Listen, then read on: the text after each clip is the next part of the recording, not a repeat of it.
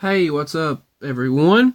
I was looking at this old book. Well, actually, it wasn't a book. It was a pamphlet or a uh, a booklet, basically. That it's like a newsletter that comes from our local internet provider slash home phone provider. The the company that provides our internet. And I was looking in the garage at I just found this old paper or this old booklet, and it was talking about how high speed internet at the time. Now this was in 2003 or so, and they said high speed internet, and at the time they showed their packages, and at that time you had to pay $20 for 10 hours. No. I'm sorry. It was $11.95 or basically $12 with tax plus tax for 20 hours. 10 hours. Sorry, 10 hours on the internet, or $20 for unlimited, and that was extra on top of what you already pay. And at the time, it was $60 for 128 kilobits. 128 kilobits per second.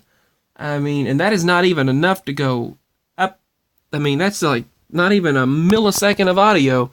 Actually, I think 128 kilobits would be like just maybe a couple of seconds of low quality audio. And I was looking at it thinking, man, oh man, at that time, what we had was unheard of, and they were taking as much advantage of it as much as they could, because making a lot more. I mean, just the smallest of internet usage costs you a whopping amount of money, which now the same thing is happening, but just it's a whole lot faster, and people can, due to the internet, people can post reviews, and those negative reviews affect the company. So if something's not done right or done correctly, you'll hear about it. So that's one good thing about the internet. But I was thinking about, man, just look at that. And the highest speed you could get, businesses were $200 for business speed. And it was businesses only. And it was like 1.5 megabits. 1.5 megabytes. Now we have like, the minimum required is like 30 megabits per second.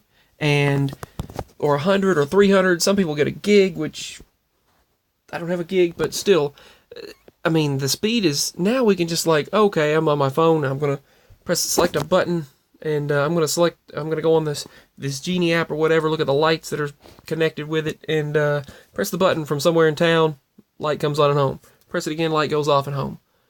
Or turn them up or down or whatever, and it's instantaneously. Instantly. Light goes on, light goes off, light goes on, light goes off. It's like Homer Simpson, bed goes up, bed goes down, bed goes up, bed goes down. But I mean, right now I'm speaking, and my voice is being recorded, screen recorded by the phone, and then goes out. It breaks it down, the packets of data down, sends them to the servers, and uploads it to YouTube. Well, as long as they let you. There's a lot of things being restricted anymore, and they're not letting, except for what needs to be restricted, and they're not letting people be able to talk as much. My account's been messing up lately. I'm not feeling well right now, so I'm sounding a little off, but I had a burst of energy earlier, and then I started feeling bad. But if you look at the history, the first fiber optics network installed was in Chicago in 1976, and it was a very low speed link. And back then they said install like high speed dial-up.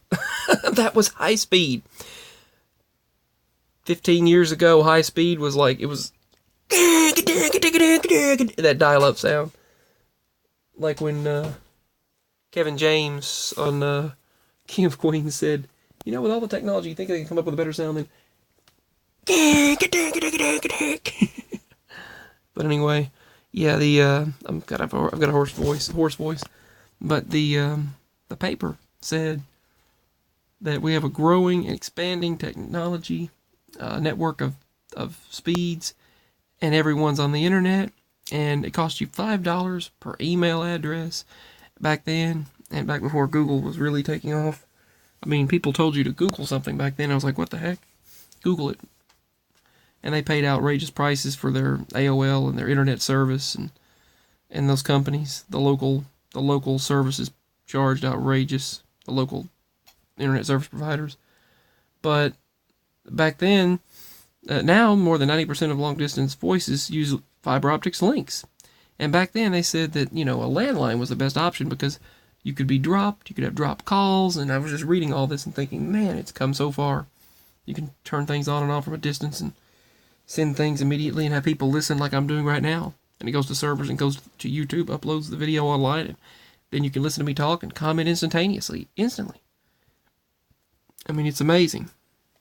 But, like many other people have been talking about, I wonder how many times this has happened.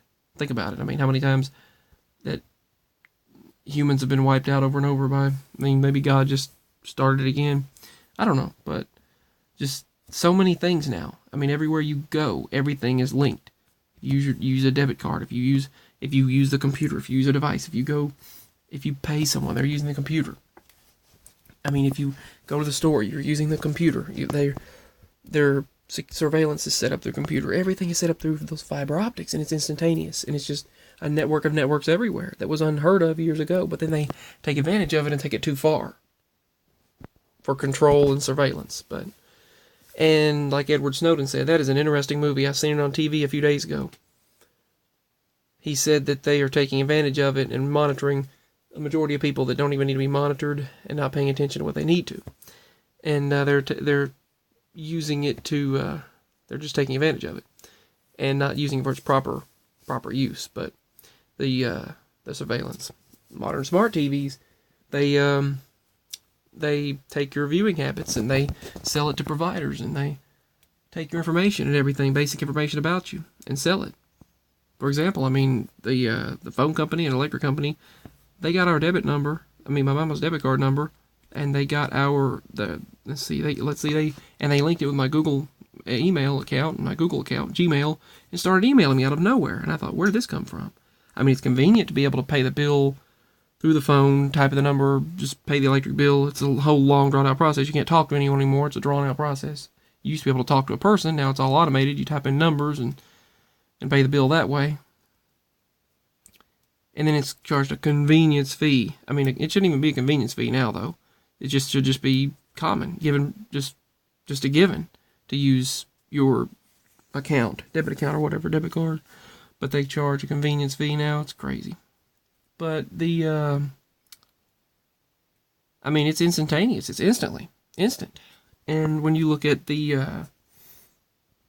let's see, the bills automatically started being emailed to me, and I thought, where did this come from? Like I stated before in one of my other videos, where did this come from? And I was like, I didn't give them my email and link my email with, her debit card or whatever, and make the password a certain number, a personal number, something like that. It might not be exactly like that, but it's linked, the email, the account was linked with, and you can go in there and change it or whatever now, but, I mean, where do they get this information? And Google autofills it and remembers it. They had to have sold the information without my consent, without our consent. I mean, that's the only way to have the bank account number and the debit number and all that stuff. I'm gonna have to change all that, but still, change all that information, so it'll be different. Maybe it'll be different by the time most people even see this video, so I don't know, but I'll change it for security purposes, just change the password and username and password. But the internet's backbone, the entire backbone of it is fiber, and you look at the progression of that, it's like instantaneous. It's instantly turn anything on and off, send videos amongst each other, send videos to each other, communicate with each other, and even our cell phone towers, even our cell phone signal. The 5G thing, they want to put everywhere for control, and pretty much fries you. It's like the 5G networks, from what I hear, is and they've got this little thing installed on top of the light, of our LED light that they put, the security light on our property. There's this little round thing that looks like a 5G device. I don't know if that's true or not. I'll have to investigate and look at it in video or something and show you, but it might not be. I don't know when that was put there, but I don't remember being there. Anyway, there's just so much, though. The good news about it is the instantaneous connection that we have with each other. This instant communication through fiber optics cables. I mean, we have instant super fast network communications through a system of fiber optics network cables. I mean, it's come so far since what it was in the past. I remember barely being able to load a picture or an image. I waited 6 hours. Honest to goodness, I waited 6 hours to download a song back in 2009, 2010, and even around 2011. And then after that, they finally upped it to 6 to maybe 12 megabytes, or 6, not even 12. It was actually around 5, maybe 6 at the most, and that was at the height of the speed. Finally, they put it to 30 and maybe 100, and it's like, so we'll see what happens, but it's just crazy. And then you could be anywhere using a cell tower and say on the Genie app and press a light, turn the light bulb in a certain room or whatever, on, off, instantly. And it's just amazing how instant things are now. And it can also be an instant thing and make someone's life greater or ruin someone's life instantly too. The sad news of social media, if not used in a positive way. So, anyway, I'm going to get a little bit of rest. I'm very sleepy right now. We had to go out last night, and I was not. And we got in this morning, and then had a long day the day before. So it was kind of like I haven't had much sleep, so I'm very sleepy. But I just felt like talking about all this. I found this old sort of magazine, but it's like a thing that comes in the mail, the newsletter from the company, the internet service provider, or phone. And at that time, people didn't trust the cell phones, which I mean, you still really can't trust them, but because of the information they take and monitoring they do. But at the time, people still relied heavily on their home network. I mean their landline phone to the DSL cable. Ours still doesn't even work right now, but I don't know. Because of their mess up, the good news is I told you all about that mess up, and they stated that, oh no, we didn't send you a pamphlet. We didn't send you a paper on that. We couldn't have because it's only for new customers. And that woman said, man, I had to bite my words on that one. Basically, she said, I had to eat crow. I had to bite my words on that. She said, I am sorry. You were telling the truth. Yeah, we were telling the truth. She said, now you can change it. You could drop your phone service or whatever, lower it to just 911 or anything like that, or incoming or the calls or 911, and lower the bill a bit. So she's like, it wasn't supposed to be allowed to you, but I'm taking a screenshot of this. She said, I'm going to take a picture or screenshot, and she's going to scan it, and she sent it to the company, and they said, no, that can't be. There's no way we sent that to them. She said, I'm looking at it right here with their address on it. So she had to eat her words and then send it in as a fax. So now maybe that'll all get better and the bill will go back down to where it used to be. But anyway, I just went off onto that. But the thing is, this instant communication, and it's just good and bad. I mean, there's good and bad, positive and negative and everything. But a few years ago it would have been unthought of. And now everything is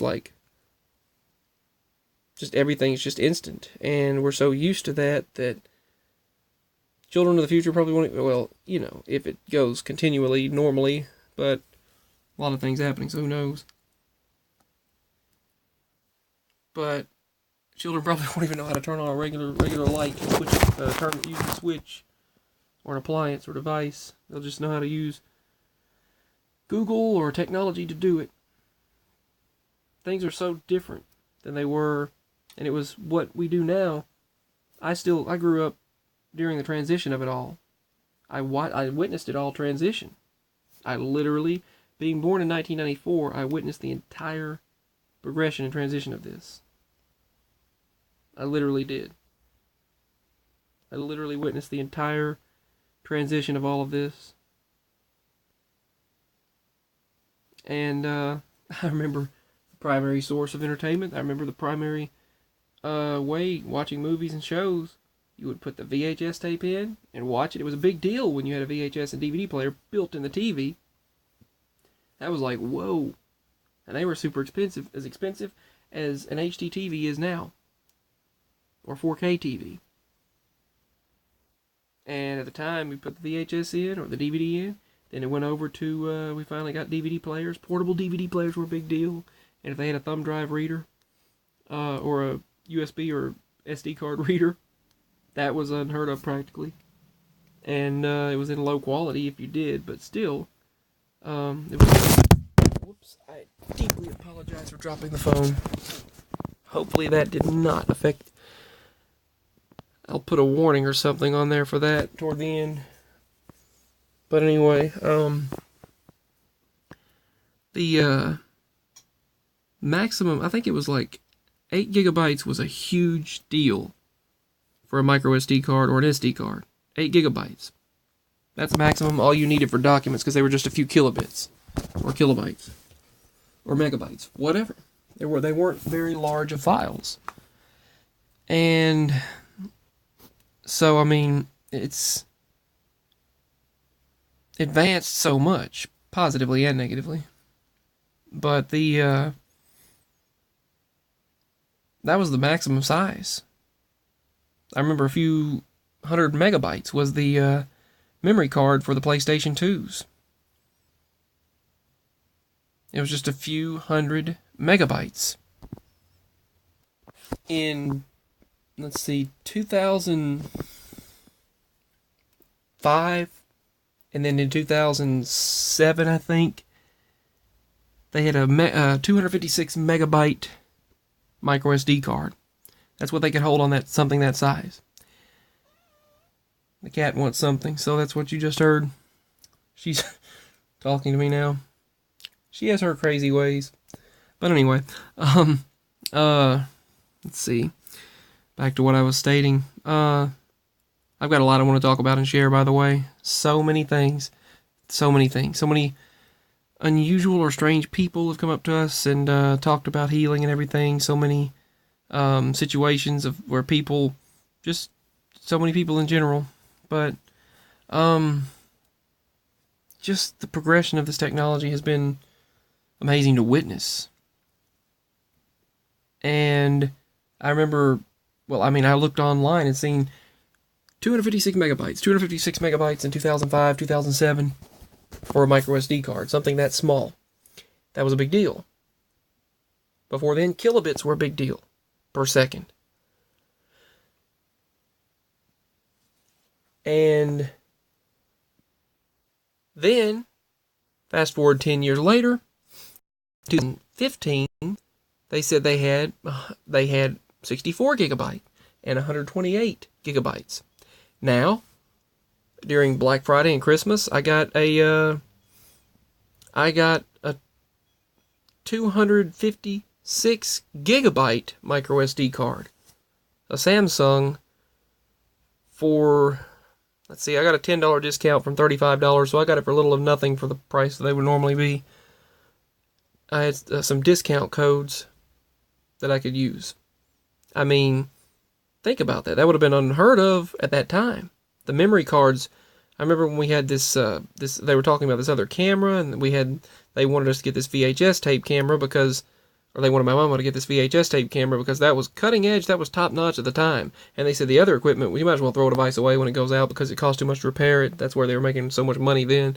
And they stated that, and they still are, but they've got everything exactly where they want it, where they can make tons of money. But a lot of the money isn't even really there. It's just trillions of zillions of digital transactions happening at all times. Monetary interactions and transactions happening at all times. And it's not really there. Of course, if you don't have it, then, you can't get anything. But even that digital value, like with direct deposit and all of that. But the thing is about the micro SD cards, it was 128 gigabytes was a big deal a few years ago. And then even 8 gigs was a big deal. 128 megabytes was a big deal. And then, now, of course, then the files back then weren't as high of quality. Now, 256 gigabytes in a tiny little card the size of your pinky nail. I mean, it's crazy. And I went from, it was like VHS tapes, and before that it was Betamax in the 80s, I think, which I didn't live then. I was born in 1994. In this life, I was born in 1994. But the internet took off, and then it was first Eyewitness DVDs, and I thought in 1999, I thought, well, you know, when they first came out, then I thought in the early 2000s, we thought they were very flimsy, that they would break easily. But they turned out okay. Then they were HD DVDs. They went higher quality, remade everything and sold it again. Then they went into, which we didn't go through all that and buy all that, but we witnessed it. Then they went into mini DVDs. The tiny little mini DVDs, they wanted to sell mini DVDs and mini DVD players. Then they had a short phase of the Video Now players, where children could bring around this Video Now and watch shows. And then they made one in color. They went backwards from black and white, then it went to color. And the Video Nows I witnessed, I got one of those Video Nows, and I carried these little PVDs, personal video discs, around. I still have that, and the discs as well. Brings back memories. Watching it with my cat and everything that we had then. He was awesome. But back to this. Then we went from the mini DVDs, and then it was thumb drives, and we watched videos. I watched, downloads. Those downloads took sometimes 6 hours for an episode, and then it timed out. I missed it. I went to sleep, fell asleep, and it timed out, and I didn't get to download the episode. A 22-minute episode in HD took that long. Even a low quality one took 3 hours. A song took hours. Now it's a couple of minutes to download, instantly streaming. So, and instant streaming. It's changed so much. And then after the mini DVDs and the DVDs, and then it was, and the HD DVDs, mini DVDs, then it was thumb drives and micro SD cards, and then it switched over to Blu-ray in 2009. It was like, I remember Blu-ray happening in 2009, but they say it happened much earlier now. But Blu-ray, we thought, well, that's going to make everything look blue. And then those Blu-ray players, then went over to the Blu-ray players, and Sony innovated the Blu-ray player industry. They were the first to make the Blu-ray players, and they made the best Blu-ray players. Most of them. One of them did not work so great, though. But the others, they were great. I don't want to say anything or jinx them. But the sad thing is, the software updates become outdated, and they quit updating them anymore, and then you have to get another one. Then the Blu-ray players were the very big deal. And then, because the multi-angular lens and the Blu-ray rather than infrared ray, and they would not skip. You could play your DVDs and Blu-ray discs and CDs on there.